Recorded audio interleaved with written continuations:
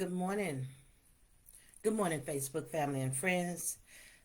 This is Saturday morning with Dr. Mama Rosie Thompson, and today is September the 7th.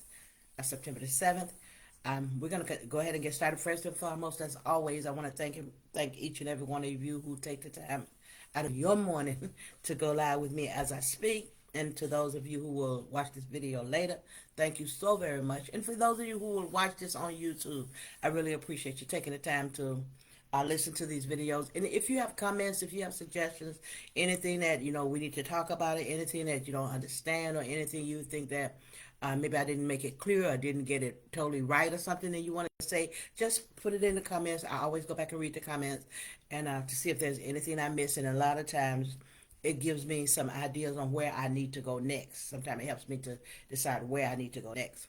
So again, this is Saturday morning with Dr. Mama Rosie Thompson. Thanks again for joining. Today we're still talking about becoming our whole authentic self in a different sense. But today we're going to start to talk about life patterns of life. And we're going to talk about the cycle of transformation. So we're going to talk about patterns of life and the cycle of transformation.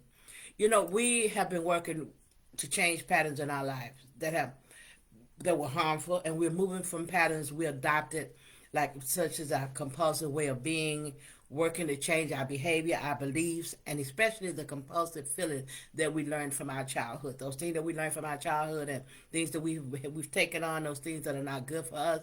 We have been working to make those changes in our lives, mostly to bring back all the fragmented parts of ourselves to become whole and authentic.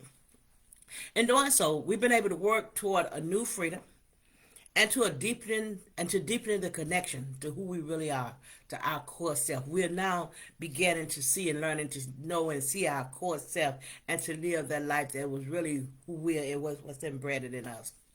So a pattern of life, we talk about patterns today. A pattern of life is a way of acting that is repeated by a person or a group in any given situation or towards a specific object.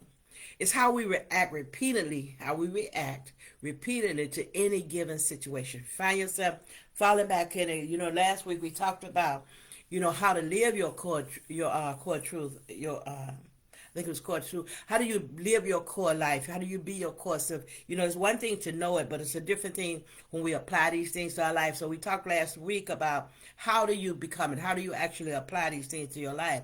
But even in the application of positive things in our lives, sometimes patterns will come back. Sometimes will even see new patterns developing. We're trying to be better in one way, but the newer pattern that's developing may not be what we want either. So as we go through this, as we said, one size does not fit all, and it's a learning process. Nothing is non-linear. You can't expect all the time that things are going to just get right and always be right. Not all the time. We're going to run into obstacles sometimes. Sometimes we make mistakes, but like I said before, for us, drowning is never an option. So we may find our head below water, but we have to find ways to get back up, and get back up so we can do the things that we want to do and have the life that we want to have. Remember that patterns will continue to come up in the future. They will, regardless of how hard you work in the process. It's impossible to identify them all at one time so your life just become perfect. What we do, we take on, we put off. We pull off, and we take on. As we began to change, as we began to mature, as we began to grow, we find some things in our lives that we don't like. We take those things off, and we put on something that we feel is better for us. When patterns come up, it doesn't mean that the process is not working for you. Please don't think it does. That's not what it means. It just means that you've discovered more about what drives you and what limits you. So as we go through these processes and doing the things that we're doing, and you find out that, wait a minute, this I thought it was going to be better.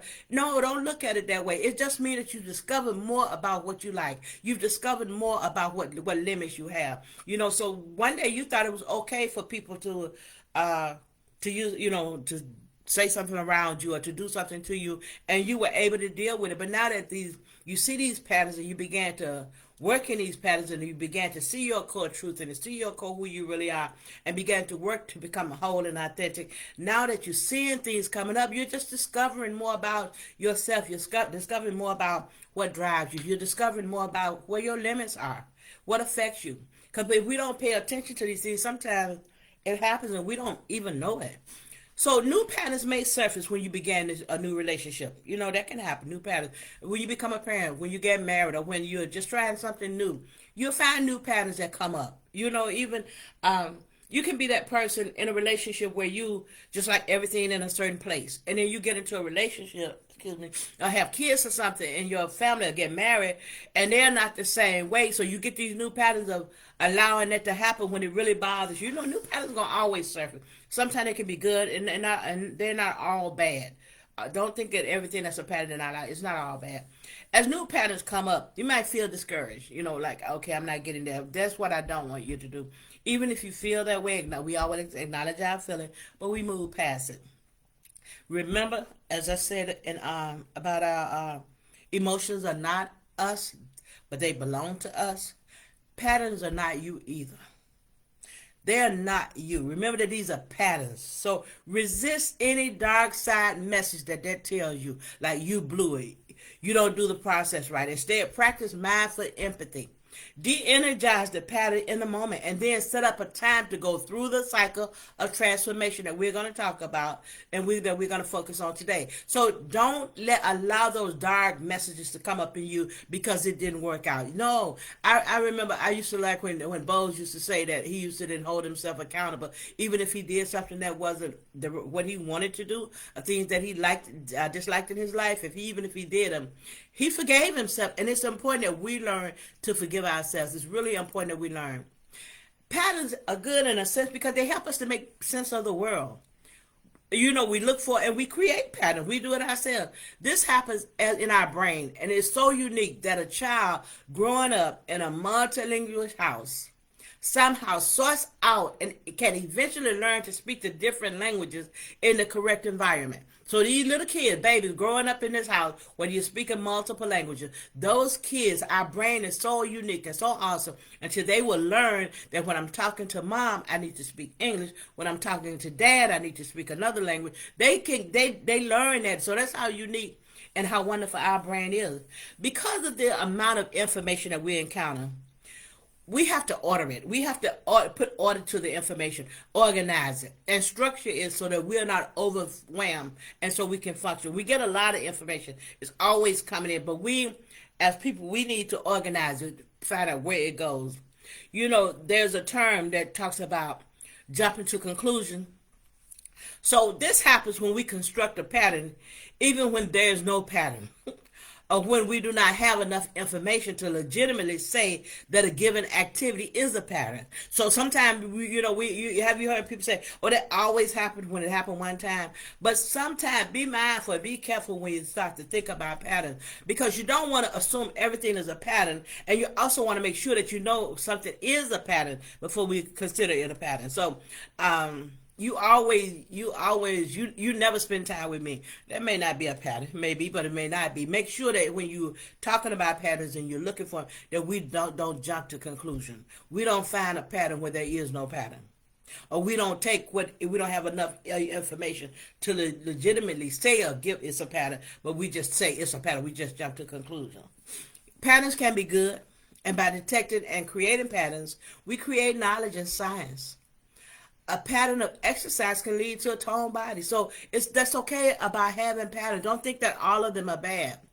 Patterns are bad when we create non-existence patterns and we treat them as real and react to them as solid and inevitable. That's when it's bad. That's when a pattern becomes bad, when we treat that thing as it's real and that's how we react to it. This can happen when we sometimes this will happen when we maintain those childish ways of thinking and create unnecessary misery for ourselves and others. When we read minds, we mind read and overgeneralize or personalize, analyze, and label things because of something that happened to us or our childhood, thinking that people are bad, and we go on and thinking everybody is bad. When and we go to generalizing everything, we go to personalizing everything, we go to labeling everybody this way, that's when a pattern can become bad. It can become bad and actually become hurtful to us. So we want to make sure that when we're talking about patterns, that we know what a pattern is. We want to know it's a pattern in our lives. Another thing is that a pattern can go from bad to ugly when we don't effectively manage those patterns detection and creation skills. When we don't manage our skills to detect and create patterns in our lives, it can go from just not being bad to also being ugly. So think about this. What happens when you find a pattern? What happens when you detect a pattern and or create a pattern? This is where things can get ugly. You stop thinking. You now use the pattern of for understanding and knowing what things are, and now you just react to this new pattern. Okay? You think something is a pattern. You detect a pattern, or you create a pattern in your mind. And you stop thinking. You stop thinking that, well, it may not be that way, or maybe I got it wrong, or let me try to look at it a different way. When we set up in our mind that this is bad, or these type of people are bad, and these people do this, and the young people don't want to work. When we get that in our head, we don't try to look for why is it they don't want to work, or why do I think they don't want to work, or who else said to me they didn't want to work. We start thinking and looking for other things that may be the reason, and we start to use that pattern of understanding and that pattern of knowing, and we start to react to it. We'll start having conversations about it. We want to make sure that whatever we're having conversations about, that we validate it. We don't want to just say stuff, because patterns control your attention. Your attention is a function of a pattern that you have learned and created and detected over years in your life. So they're going to control your attention. How well are they working? How productive are you? How effective is the domain of life within what you want to succeed? These are things that's important. How important are these patterns, or as my attention now on life wherein I want to succeed? Is it taking me where I want to go? Am I getting out of the goals and plans for my life because of these patterns that's happening in my life? The problem is that we are never personal problems. We're fine human beings. We talked about that last week. People are not. There's no personal problem. We are fine human beings. We are unconditionally valuable as people. The problem is always the frame, and in this case, the pattern. The person is never the problem. The problem is always the frame of the pattern. When we talk about frame and we seek to reframe, so the essential idea behind reframing is that the frame through which we view the situation determines our point of view. When the frame is shifted, the meaning changes, and thinking and our behavior will often change with it. Okay. So the problem is not that person. It's the frame that we're viewing it through. And as we view it through it, that's why it's so important to have empathy. That's why it's so important for us to try to understand each other. And that's why it's so important to be real, whole, and authentic. Because once we are whole and authentic and we begin to look in the mirror of our own lives, we begin to see other people differently. One of the things that I'm always aware of, and I notice it a lot, I guess because of me, I guess. One thing I notice, when I don't care, when people speak and it's all about you all, and you all this, and you this, and you that.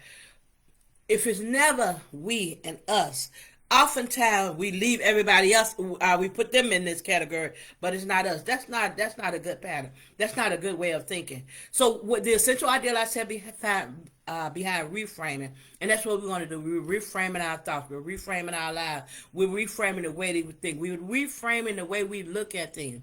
Our point of view is not the same anymore. When the frame, we shifted it. So that means the meaning is shifting. And the thinking and behavior that comes along with it is also shifting. So I don't think all young people don't want to work. I think some of them don't want to work as many years as I worked, and they still have an income, have an account that looks like mine. Now, I do think that, but I don't think that they don't all want to work. We say that and we put these people in categories when it's not fair. We create these patterns and we start to act on them, and we start to talk about them in that sense when it's not even fair. Because suppose they say that if you ask your kid for something or you need something and you got some children that you can always go to, like mine, thank God, but you can always go to your kids for whatever you need. And suppose the term becomes all parents beg, always begging. Parents are always needing something. That's not necessarily true for all parents. That's not true for all parents. So we don't want to get into these patterns of saying and doing things that are unhealthy. That's big about pattern. But what happens? What happens when the pattern does happen? And as I say, they will. You'll find yourself doing some things that you stop doing, some things that you don't like in your life, and it looks like it come back. You keep doing it. It look like I keep seeing it. It keep happening over and over. I keep meeting this type of person. I keep going back buying ice cream when I was doing so well on my diet. I was doing so well on going toward this goal, and I keep falling backwards. I make 3 steps, then I keep going back. What happens then? What do I do? So today we're going to talk about a cycle of transformation. So Mark Nepo, he wrote a book. Mark Nepo, Nepo. He wrote a book titled The Book of Awakening, and this book suggests that destroying our healing depends on whether we pull apart or we put things together. So this is a changeability. There is some changeability in that idea. Each of us dismantle things and assemble things at various times throughout our lives. That's what we do. We do this in the process from the very beginning by uncovering patterns to understand what doesn't work in our life anymore. So as things begin, as we mature, as we grow, some things don't work the way they used to work. So we have to become different in our thinking. We become different in how we do things. And so that's what he's saying. He's saying that sometimes we change, we dismantle things, that we assemble things all through our lives, and which is a good thing. Then he said through what's known as the cycle of transformation, and the cycle include awareness, expression, compassion, forgiveness, and our new behavior. We put our lives together again, reforming, restructuring who we are in the world based on our true essence of our whole authentic self. So, isn't it exactly what we're doing? What we're doing, we put our lives together. We take it apart. The part that we found that was not good. The things that we found in our lives that was actually hurting us. The trauma triggers in our lives that we allowed to guide us, to lead us. Those trauma triggers that we didn't do anything about. So we taking those things. We're totally rebuilding ourselves in a sense. We're bringing back those fragmented parts. The part that we hid from ourselves because it hurt us. We're bringing back all of those fragmented parts to become whole and authentic. And so we are putting our lives back together. We're reforming, restructuring who we are in this world based on our true essence of our whole authentic self. And sometimes, trust me, I'm not saying it's easy because it's not always easy. Sometimes you find yourself alone. Sometimes you don't find people who understand you. But you have to decide for yourself what's important to you. And to me, what's important to me is that I be whole and I be authentic, because that's who I want in my life. I want people who are seeking to be whole and people who are seeking to be authentic. And that authenticity comes with the ability to have empathy for other people. It comes with it, because once I stop looking through that glass at other people's lives and find out where all they doing wrong, and I start to look in the mirror of my own life, I become more empathetic to them. I'm not judging them so much about what they're doing, because I'm looking at me and I'm trying to see, what do I need to do? Where do I need to grow? What mistakes am I making? What patterns are there in my life that's actually ugly, that's bad for me? Each time we step through that door, we make a commitment to become a better person, to take apart what's not working and create a whole person again. So every time we make a commitment, my commitment to me is to become a better person. So we're going to talk about that cycle of transformation. We do have a couple of comments, so I'm going to look. I look over to the other side because my monitor is there. And thank you. We have my pastor, Pastor Streeter, there, and Sister Poole. Thank you, Sister Poole. We have Evangelist Swoop. Thank you so much. And my son David is on the line. We have some more people on the line, but those are where we have the comments at. Where the comments at. So we mentioned earlier that we put our lives together again through what's known as the cycle of transformation. We break patterns using this cycle. Think about this cycle as, a cycle is a series of events that are repeated in the same order. So it's not like you can go from point 3 to back to point 1. You got to always, it starts at the first one and it goes, it's a cycle. It repeats in the same order. I didn't mean it that way either. It repeats in the same order where You don't have the cycle consists of 4 steps: awareness, expression, compassion, and forgiveness, and new behavior. So it doesn't go new behavior before you have an expression. There's not compassion and forgiveness before there's awareness. That's what I mean. What I'm saying is always in the same direction. So awareness, expression, compassion, forgiveness, and behavior is always going to the right. It's always going that way. It's always clockwise, never counterclockwise. As you have experienced, or we have experienced doing this work, creates the space for you and me to live with authenticity. We can live in love, forgiveness, connection, and freedom. We're now at the forefront of our being. But what do we do when these patterns, what do we do when trauma triggers reappear again? What do we do when we keep finding ourselves, even though we were learning a lot, we're doing a lot, we're applying these things to our life? What do we do when we continue to see those patterns, negative patterns that we don't want in our life? What do we do when we continue to see them, coming back up again? So that's what that cycle of transformation is. The first step in it is awareness. Name and trace the pattern. As with anything, in order to change and to become more authentic, more alive, and more present, we need to know what's in the way. In order to change, we don't just start to do it. We need to understand fully what's in the way. And in this case, we're talking about patterns. We know that a way of being is a pattern. So we know that. Name it as such. And look at where you learned it through the pattern tracing. That's what, the pattern tracing. That's why I'm always talking about writing things down. We talk about pattern tracing. You want to know exactly where it came from. If you don't understand where something comes from, getting to the root of the problem. Oftentimes, before we don't get to the root of things and we start to fix things around it, that's really not a good thing to do, because the root is still there. And sometimes, it's like at that tree, I used to live in this house, and I know Danetta is on the line, and she bought the house for me, so she knows. That tree, I had the tree trimmed where it didn't come over on my side of the fence. Now in Dianetta's property, it doesn't come on her side of the fence anymore. But the tree roots, because the root of the problem has never been dealt with. I had a new patio put in before I sold the house, and now she can see the tree roots over there by the patio where they're coming up in the backyard. In the garage, the concrete cracking because the tree roots were coming up through the garage. So unless we deal with the root of the problem, it's going to come back, and a lot of times it will come back in a way that's more damaging than it would have been if we had taken that tree down when it was a baby tree. But now we're trying to manage it, but it's not easily managed, and it can cause more damage. Okay, so that's why we talk about. That's why we making sure that we're talking about things and looking at how we do things. Writing things down. That is repeatedly. If you can remember that, good for you. Jim and I write things down. We write things down. Write things down in our lives remember those things that happen over and over. I know who I am. As my daughter said the other day, she said, I know who I am. I know that I'm my worth. I'm my self-worth. I understand that. But she said, but I keep hearing the negative tapes people are playing in my head. So, if these negative tapes continue to be played, where are they coming from? You got to get to the root of the problem. Is it the same people playing the negative tapes?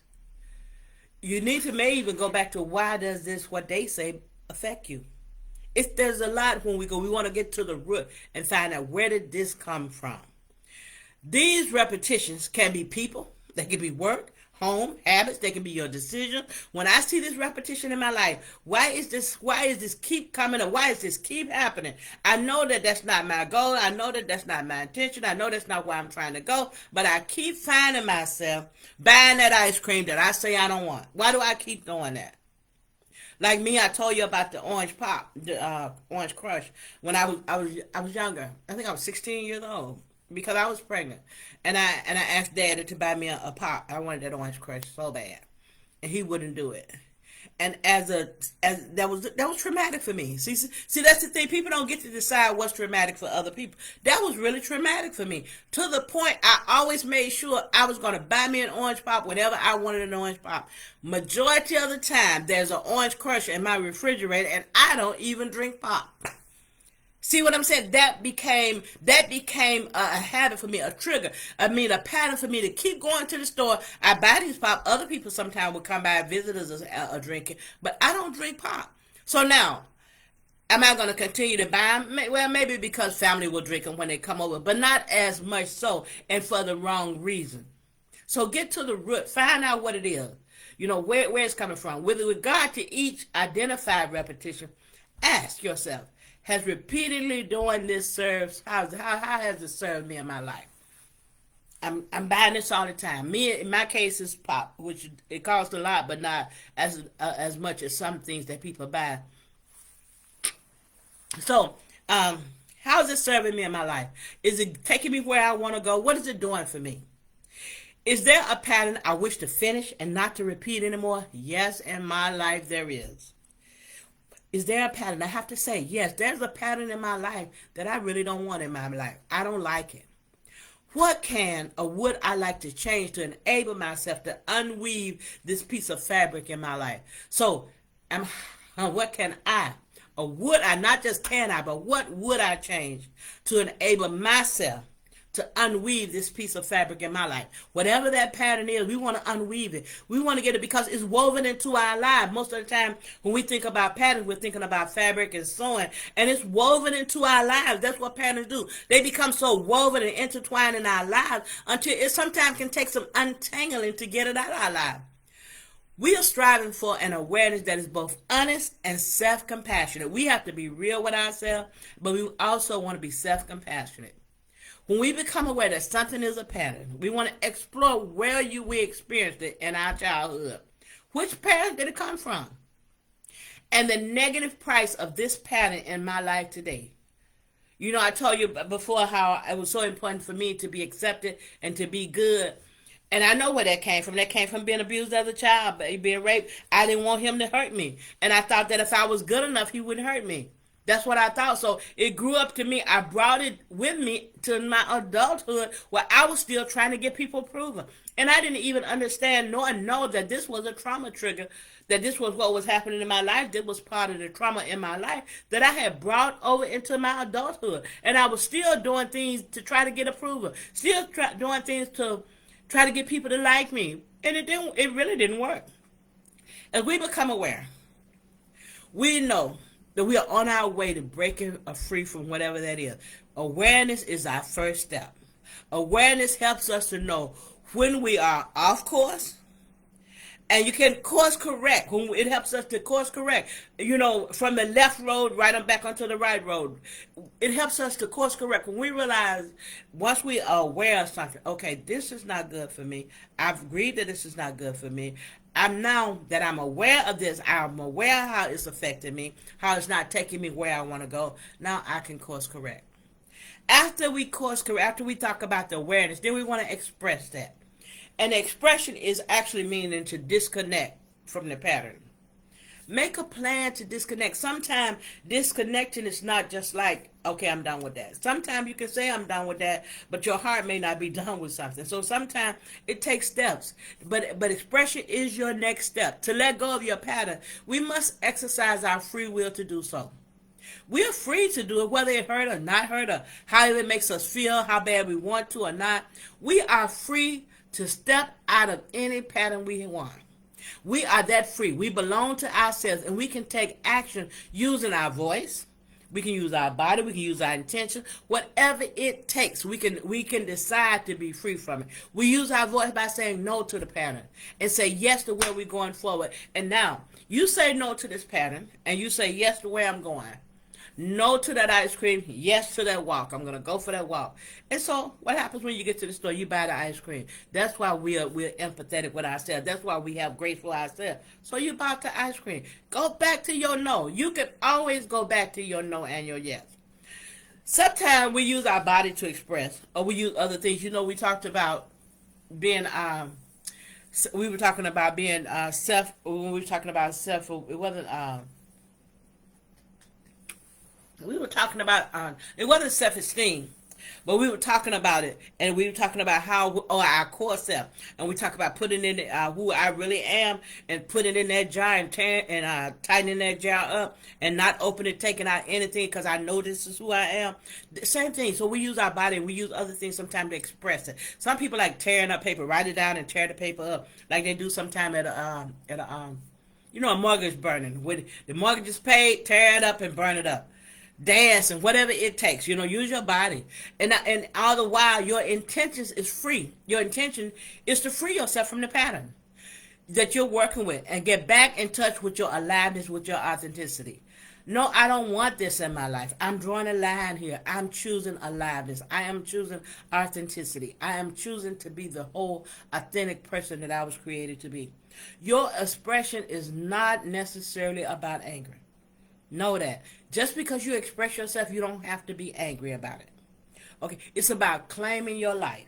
It's about taking a stand. And sometimes that can include anger, but it can also be joy. It can be love. It can be commitment. And it can be empowerment. It doesn't always have to be based on, I'm angry with somebody. I'm upset about something. Okay, so the compassion. The compassion. And, after we, like I said, after we... awareness, and then expression, and then compassion, forgiveness and compassion. For when we talk about forgiveness, we've talked a lot about that, especially with people with traumatic background.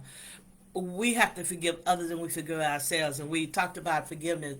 When we forgive others, it's really not about them. It's really about us. It doesn't mean that they didn't do wrong. It doesn't mean that they should not have done what they did. That doesn't we have to release them for ourselves. We have to know that everybody has to give account of themselves.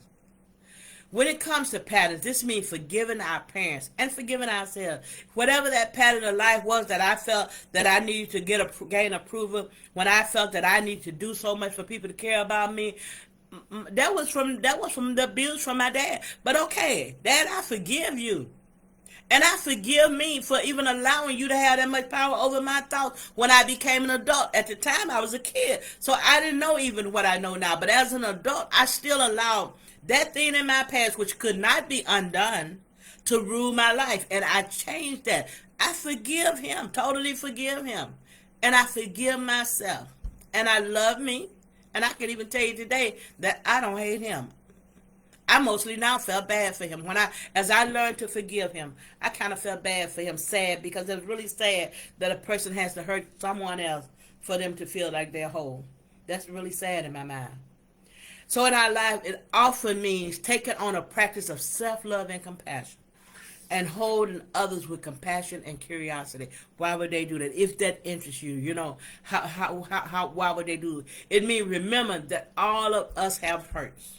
Every one of us. So I thought my hurt was unique to me. No, it wasn't. We all have hurts. We have all suffered. In relationships, remember to be cautious about what might have happened in other people's childhood to cause the pattern that they live today. So my patterns in my life and the things in my life, I could have blamed them, but then when we're compassionate, when we're forgiving, we go to thinking about, I wonder what happened to them to make them feel that they needed to do that. Why would they do, that thing in their life? Why is it that my honesty affects them so much? Why is it that, the way that I am hurt people? Why is that? Instead of thinking about they just don't want to hear that, they just don't like it, we're more compassionate and we're more loving, we're more caring, not just about ourselves, but when we have compassion and forgiveness for ourselves, this helps us to have compassion and forgiveness for other people. We have a few more comments. Let's see. Okay, hey Stacy, I love you, girl. That's it. We're free to make that decision, but like you said, it takes steps. We have to change. We do. It all takes steps. We're in a hurry. I know that for my life, but I think the biggest steps I took were after I wrote the book, after I decided to write my memoir, and it was even hard to write the book because a lot of family members didn't think that I should share the family business. And that was the problem in the first place. when we were down south, when we were down there being raped, and Dad was down there pushing my mom in the closet that day and shooting through the door. She inside the closet, and he's shooting through the door with her inside the closet. And the kids are screaming and crying for people, somebody to help him, help her, make him stop. And people were in the house, adults were in the house, and nobody helped her. Nobody said anything. That stuff went on in me for a long time. That unforgiveness and that not trusting people, it affected me. So the things in my life, the way that I saw life was really horrible. It took a lot. When I actually wrote that book, and as I said, family members didn't think you should share that. They didn't want nobody to know that dad was a pedophile, but he was. He was. And we always talking about breaking generational curses, but we don't want anybody to know what the curse is. I don't care what they know. Dad raped her. I don't know about the rest of them, but I know he raped me. And I thank God, because today, you know what I did? And we talked about this too one day. When we look at our lives and the things that we have gone through, we can choose what we want to do with it. I thank God for choice. We can choose what we want to do with it. We can decide that I'm going to just stay stuck right there in what he did to me, and that's going to make my life like it can be whatever. We can make our lives a living hell because of what somebody did to me. Or we can look at the strength that we had coming through this stuff. And that's what I see in me. I see strength. I look at the things that I've gone through. I look at the abuse in my life and how I was, and I'm like, man, God, I am a very strong and empowered woman. I am somebody special, and that's what I try to share on here, that you are too. We have all gone through things. There's pain in all our lives, but wow. Then now, as a Christian woman, sometime I was talking to a young lady, and she woke up one morning. She woke up one morning, and the guy was in our house over her bed with a gun, and he robbed her. And I know people, they were talking about praying for her and sending her some money. And I was praying for her too, but I didn't send her any money. But they kept on saying, send her some money, send her some. I didn't do it. It wasn't in my mind and no in my heart. But I waited, and I called her one day. And I told her, I'm so glad you're okay. I said, but can I tell you what came to my mind when I heard about what happened to you? And I said, you can stop me. You can say whatever you want. I'm your sister. You can say whatever you feel like saying to me. And I told her, when I heard about it, first I was glad that you were okay. The second thing that came to my mind, I was like, God, because I know she's a woman of God, a woman of God. She loves the Lord. Even when she's not well, she's praying and she loves the Lord. And I said, the second thing came to my mind was, wow, Job. I said, when the sons of man went to present themselves to God, and they told them they were going to and fro looking for somebody. And he said, have you considered my servant Job? I said, that's what I thought about. And she started to cry. And she said that she had read that scripture over and over, because that's the same thing was in her mind. And she was so excited and thankful that somebody understood how she felt. Now, they thinking that she all tore up and messed up. All tore up and messed up because that guy was over her bed, and it was affecting her. But the bigger thing with her was, man, God, you chose to use me. And in hearing somebody say that really helped her. So a lot of times, we do. A lot of times, it's that part of our life where we began to grow, where we began to get better. When I wrote the book, and the people didn't want me to write the book, when I wrote the book and I was able to say those things, that's when I started to learn to become whole. That's when I understood more about trauma triggers. And I didn't realize there were so many things in my life that were actually trauma triggers. I didn't even know that. So that's why I said when I learned stuff on here, I applied. And especially this lesson, because I have a situation in my life that's really a pattern that I want to break. And so I'm going to pay attention to that. I'm going to be aware of that. I'm going to pay more attention to this cycle and apply this cycle to my life of transformation, so I don't stay in that cycle of my life. Okay, so in relationship, just remember to be curious about what might have happened to that other person to cause them to be the way that they are today. Another thing, the last thing in the cycle, just 4 things in the cycle. So once you do that, you embrace your new way of being. You're embracing your new person. For the change to take root, we have to start practicing that new way of being. So now I've decided that, I'll go back to the ice cream. I've decided that I'm going to get back on my walk, and I'm gonna not eat that ice cream like before. So I have to practice that. And then I'm not saying that you won't make a mistake. I'm not saying that you won't fall, but you got to keep practicing. And as you fall, get back up and practice it again. Just continue to do it. Recycling is a primary way to access and move toward new behavior. So recycling gives you direct access to your authenticity. Allow you to do over. It allows you to do over the mistakes you have made and connect you more deeply with your core self. So recycle is primary in a way to access and move toward that new behavior. It gives you a more direct access to who you really are, to be real and authentic. And it allows us to do over. That's why we're compassionate with ourselves.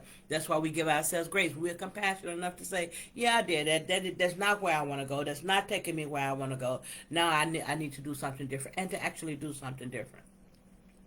And you get to imagine yourself feeling, behaving, and living with wisdom. Because now the things that we've learned, the courage that we have to even try new things, all the places that used to be in our pattern, and all the places, we can start to feel different about being in those places that used to be in our pattern. We lay the tracks for our future travels, which takes new behavior, more simple. It makes it more simple, and it makes it more smooth. When we have the tracks laid for our new behavior, this is how I plan to do it. This is what I'm going to try to do. I'm going to start practicing my new way. I'm going to start practicing the walk, even if I mess up on the ice cream. I'm still going to practice. Sometimes we get stuck in that new behavior that we're trying to create because we see where we made a mistake in the past. We see that, okay, I said I was going to lose weight. I wasn't going to eat ice cream. I was going to go for walks, and I was going to go to the gym on Saturday. But then when one thing happened, you go buy that ice cream, you don't dismiss all those other things you had planned. Do them anyway. Don't dismiss your whole plan because one of the steps in your goal didn't go through where you wanted it to go. Your new behavior also includes rather all the new positive ways of being that you're taking on. It includes, once your new behavior, it will be more visible in your play, in your laughter, in your sharing, in the way you move, in your connection with yourself, and your connection with other people. It'll be more visible in your confidence. In your vulnerability, it's okay to be vulnerable. In your courageous vulnerability, we can be vulnerable. All the ways you get out of your comfort zone, embrace your new aliveness. That's what it is. We get out of that comfort zone that I can't be vulnerable. No, I can be openly vulnerable. I cannot be okay in a situation. I can be real with myself in every aspect of our lives. So we want to make sure we remember that cycle. Remember that cycle. The cycle of transformation, remember, it's always clockwise, and it's ongoing. So as we go through that, through the trauma, as we go through that pattern I'll go back and find it again, of transformation, rather, we go back through the pattern. So there's awareness, there's expression, compassion, forgiveness, new behavior. So as you continue to go, once we become aware and we express ourselves, because the expression allows us room for the compassion and the forgiveness. Sometimes there's no room for the compassion and forgiveness because we haven't expressed it. We hold it bottled up inside of us, and then we're not able to express it. I know that I've been told, they used to tell me when I was a kid, I talked too much. And I think that was a good thing because I'm able to express. And a lot of times, they didn't like that I talked a lot, but because I talked a lot, I was able to go tell that man who wasn't even a family member. I barely knew him. I had just got a job working for him. I was able to tell him what was happening to me, and that's how I came to Chicago. So sometimes if we bottle that, the expression is going to be really important. Once we understand and we are aware, the expression, we have to do something to express it. We don't want to bottle things up, and I'm not telling you to tell people your business. You can also journal. I remember when I was going to therapy, and at one time I told her I couldn't afford to come all the time. I was paying a lot every time I go. And she told me when I couldn't go, write it down. And that's why I'm big on writing things down. Write it down. Sometimes when you look at things, you get to see it differently than just thinking about it in your head. But you actually write down what happened, how you felt about it when it happened, who was involved. Because there may be a pattern there. And we practice compassion. We own the right to forgive. We own the right to have compassion. We don't allow, just because I feel this way, that's my feeling. That's not me. I control them. We are the masters of our lives. Not what we feel, not our emotions, not the thing. Those things are not mastering our lives. We are the master of our own lives. So I'm gonna go back one last time, and then we're gonna end for the day. Hey, my dad. That's my dad, Mark. She is my dad. Yeah, Mark said that Pepsi was his. David said he loved the Orange Crush. I understand. Well, you know your mama always got an Orange Crush for you, David Lavelle. And Stacy, yeah. Amen. Corey, thank you. All of you, thank you so much for joining this morning. I will be posting this on YouTube. And thank you so much for your comments. Thank you all for joining this morning. We will be back Saturday morning with Dr. Mama Rosie Thompson. We will be back Friday with Friday's Word. We talked on Friday about a forgiven sinner, but now that we understand how the scripture says that we are saved, we still got to talk some more, because we're not saying that we need to go a little bit deep and talk about sin a little bit more, because we don't want people to feel that you just go up there and say, I believe that Jesus died and rose again, on the third day, and I ask you to forgive me for my sin. I'm saying, we want you to know you still have something. First of all, you got to be godly sorry, really sorry. And we're going to share some of that. Some of the people who actually went to God and went to Jesus and he forgave them. We're going to share some of that, because they came in ways that they were serious, and we have to be really serious. We have to be godly sorry. That I don't want to get into Fridays today, but we talked about one of the definitions. Well, we don't practice sin. We're not trying to do wrong. Our desire is to do the right thing. Does that mean we may do something wrong? Yeah. But we may do wrong, but it's still not, that's not our lifestyle. What do we do to change our lifestyle? So we're going to talk about some more on Friday morning with Friday's Word. Today is Saturday morning with Dr. Mama Rosie Thompson. Thank you all for joining. Really appreciate you. We will do our affirmations and end for the day. We honor ourselves by being authentic, always. I think that may always be there. We are actively becoming aware of unhealthy patterns in our lives, and we are transforming all negative patterns. We're actually and exactly who and what we claim to be. We are worthy, always. We accept ourselves, and we accept positive comments and thoughts about ourselves. We want to remember that the person is never the problem. The problem is always the frame or the pattern. We are just wonderful the way that we are. It's the way that God made us. We are perfect the way we are. It's the frame in which we look through it. It's the frame that we look through to see what we're looking at that may need to change. Thank you so much for joining. You all have a great day, and I will see you Saturday morning at 8 a.m. with Saturday morning with Dr. Mama Rosie Thompson. Have a great day, everybody. Goodbye.